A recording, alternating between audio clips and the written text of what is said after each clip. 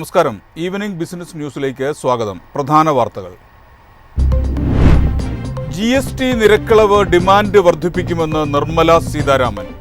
99% ഉൽപ്പന്നങ്ങളുടെയും GST 5% സ്ലാബിലേക്ക് കുറച്ചതായും ധനമന്ത്രി. പുതുക്കിയ GST നിരക്കുകൾ ഗാർഹിക ബഡ്ജറ്റ് ഭാരം ലഘൂകരിക്കുന്നുവെന്ന് PwC. ഭക്ഷ്യവസ്തുക്കളുടെ വില ഉയരുന്നതിൽ ഉപഭോക്താക്കൾ ആശങ്കാകുലരെന്നും റിപ്പോർട്ട്. IPO വിപണിയിൽ ശക്തമായ മുന്നേറ്റം. 10,000 കോടിയുടെ ഒരു ഡസനിലധികം IPOകളാണ് വിപണിയിലെത്തുന്നത്.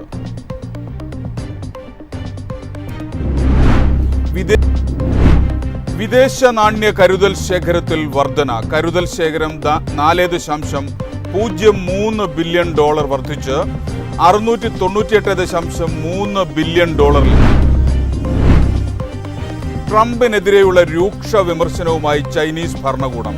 യുദ്ധത്തിനില്ലെന്നും പ്രശ്നം വഷളാക്കരുതെന്നും ചൈന.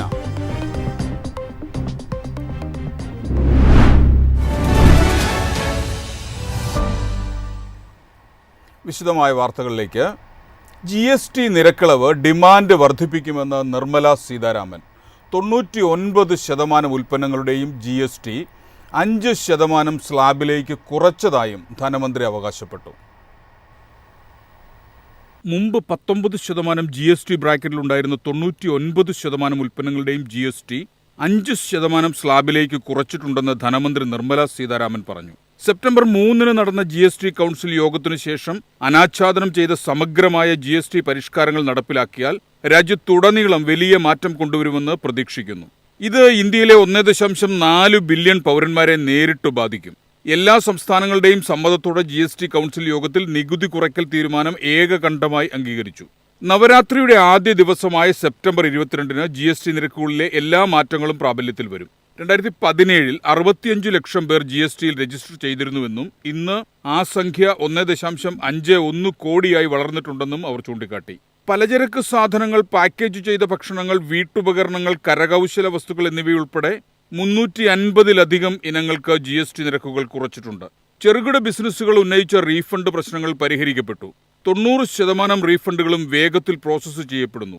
10% മാത്രം പരിശോധനയ്ക്കായി തടഞ്ഞുവയ്ക്കുന്നു, അവർ പറഞ്ഞു. GST പരിഷ്കാരങ്ങൾ നിരക്ക് കുറയ്ക്കൽ മാത്രമല്ല, വിശ്വാസം വളർത്തുക, ഡിമാൻഡ് വർദ്ധിപ്പിക്കുക, ഇന്ത്യയെ 2047 ദർശനത്തിലേക്ക് നയിക്കുക എന്നിവയാണെന്നും അവർ കൂട്ടിച്ചേർത്തു. വിമർശനങ്ങൾ അംഗീകരിച്ചെങ്കിലും പരിഷ്കാരങ്ങൾ തുടരുമെന്ന് അവർ സ്ഥിരീകരിച്ചു. പ്രത്യേകിച്ച് കൃഷി, SMEകൾ, ഭക്ഷണം, അവശ്യ സേവനങ്ങൾ എന്നിവയിൽ.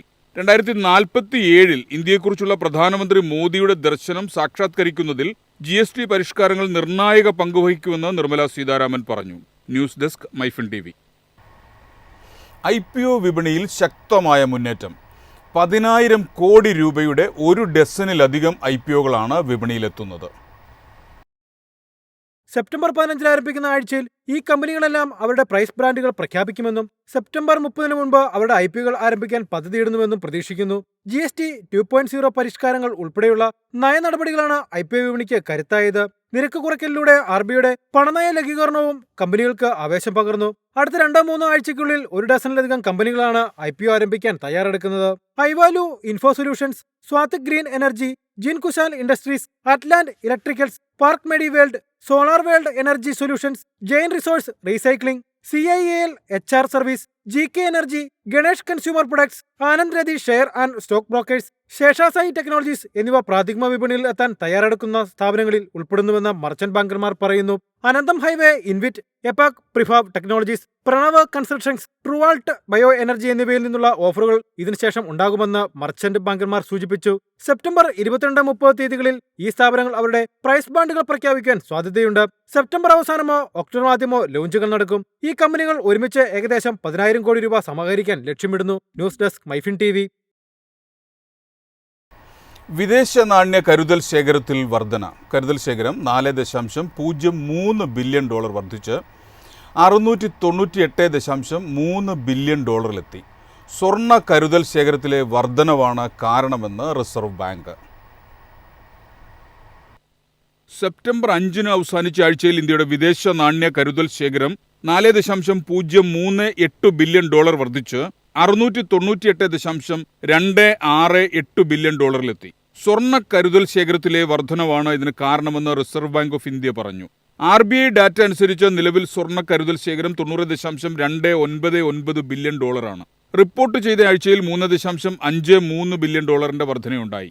ഇന്ത്യയുടെ വിദേശ കറൻസി ആസ്തികൾ 584.477 ബില്യൺ US ആയിരുന്നു. രാജ്യത്തിന്റെ 11 മാസത്തെ ഇറക്കുമതി നിറവേറ്റാൻ വിദേശ വിനിമയ ശേഷി പര്യാപ്തമാണെന്ന് ഏറ്റവും പുതിയ പണനയ അവലോകനത്തിന് ശേഷം RBI ഗവർണർ സഞ്ജയ് മൽഹോത്ര പറഞ്ഞു. 2025 ഇതുവരെ ഫോറക്സ് ശേഖരം ഏകദേശം 60 ബില്യൺ US വർധനവ് രേഖപ്പെടുത്തിയിട്ടുണ്ടെന്ന് കണക്കുകൾ വ്യക്തമാക്കുന്നു.